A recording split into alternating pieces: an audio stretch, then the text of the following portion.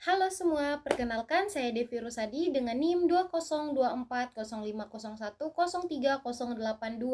dari Program Studi Manajemen Bisnis Syariah.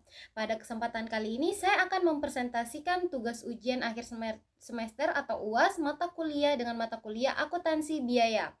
Materi yang akan saya bahas yaitu mengenai pengendalian biaya produksi yang meliputi just in time, material controlling, labor controlling, factory overhead controlling, departementalisasi biaya overhead, sistem biaya standar dan analisis varian, dan analisis biaya pemasaran dan lain-lain.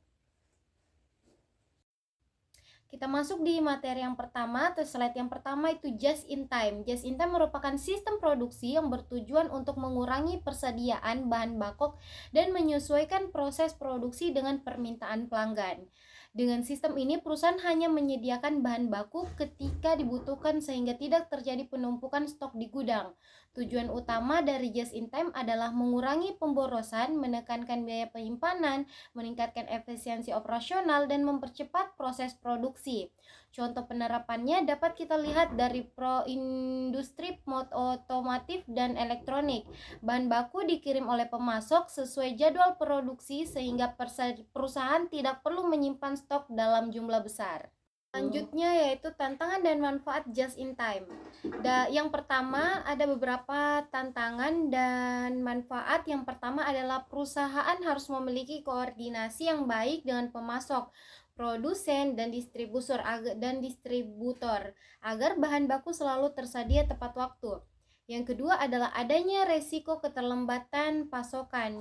Jika bahan baku terlambat datang, proses produksi juga dapat berhenti karena stok cadangan sangat sedikit. Walaupun demikian, just in time memiliki banyak begitu manfaat. Manfaat pertama adalah mengurangi biaya penyimpanan karena stok yang disimpan lebih sedikit. Yang kedua yaitu meningkatkan kualitas produk karena proses produksi lebih terkontrol. Selain itu, perusahaan juga dapat merespon permintaan pasar dengan lebih cepat sehingga lebih fleksibel dalam memenuhi kebutuhan pelanggan.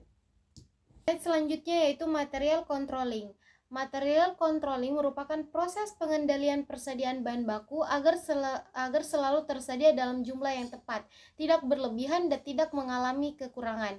Pengendalian ini meliputi kegiatan pembelian, penyimpanan, hingga penggunaan bahan baku selama proses produksi.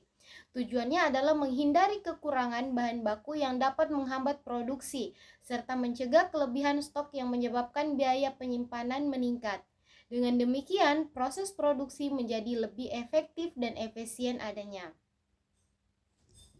Slide selanjutnya yaitu alat dan teknik material controlling. Pertama ada economic order quantity dan EQQ, yaitu metode untuk menentukan jumlah pembelian bahan baku yang paling ekonomis sehingga total biaya persediaan menjadi minimum.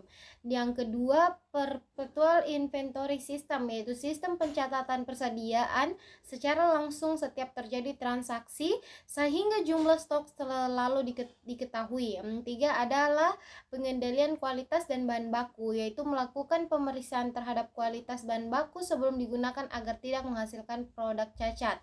Yang keempat yaitu penggunaan teknologi seperti barcode atau warehouse management, sistem yang mempermudah pemantauan stok. Yang terakhir ada integrasi sistem informasi sehingga data pembelian, produksi, dan distribusi dapat saling terhubung dan membantu mengambil pengambilan keputusan.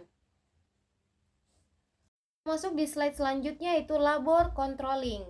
Labor controlling merupakan proses pengelola dan mengawasi tenaga kerja agar bekerja secara efektif, efisien, dan produktif. Tujuan utamanya adalah mengendalikan biaya tenaga kerja, meningkatkan produktivitas karyawan, mengurangi pemborosan waktu kerja, dan memastikan proses produksi berjalan dengan baik. Dengan pengendalian tenaga kerja yang baik, perusahaan dapat menghasilkan produk berkualitas dengan biaya yang lebih efisien. Kita masuk di slide selanjutnya, metode labor controlling. Beberapa metode yang digunakan labor controlling antara lain yang pertama, analisis waktu dan gerak, yaitu mengukur waktu kerja agar proses produksi menjadi lebih efisien. Dan kedua, sistem insentif dan incentive pay, yaitu pemberian bonus sesuai hasil kerja sehingga dapat meningkatkan motivasi kerja karyawan. Yang ketiga, pelatihan dan pengembangan karyawan untuk meningkatkan keterampilan dan kemampuan kinerja karyawan. Yang keempat adalah mengurangi biaya lembur melalui perencanaan tenaga kerja yang lebih baik. Semua metode tersebut bertujuan untuk meningkatkan produktivitas sekaligus mengendalikan biaya tenaga kerja. Masuk di slide selanjutnya yaitu Factory Overhead Controlling. Factory Overhead Controlling adalah biaya tidak langsung yang timbul selama proses produksi tetapi tidak dapat dibebankan secara langsung kepada satu produk tertentu. Contohnya biaya listrik, penyusutan mesin, biaya perawatan mesin, dan biaya pemeliharaan gedung pabrik. Pengendalian biaya overhead sangat penting agar perusahaan dapat menghitung harga pokok produksi dengan tepat, pengendalian pengeluaran, serta meningkatkan efisiensi operasional.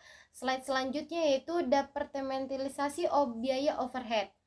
Departementalisasi adalah proses membagi biaya overhead ke dalam setiap departemen sesuai fungsi masing-masing seperti departemen produksi, pemeliharaan, dan administrasi.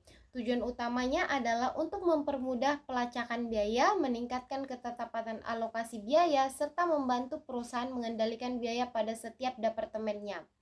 Dengan cara ini, perusahaan dapat mengetahui departemen mana yang paling banyak menggunakan biaya sehingga dapat dilakukan evaluasi.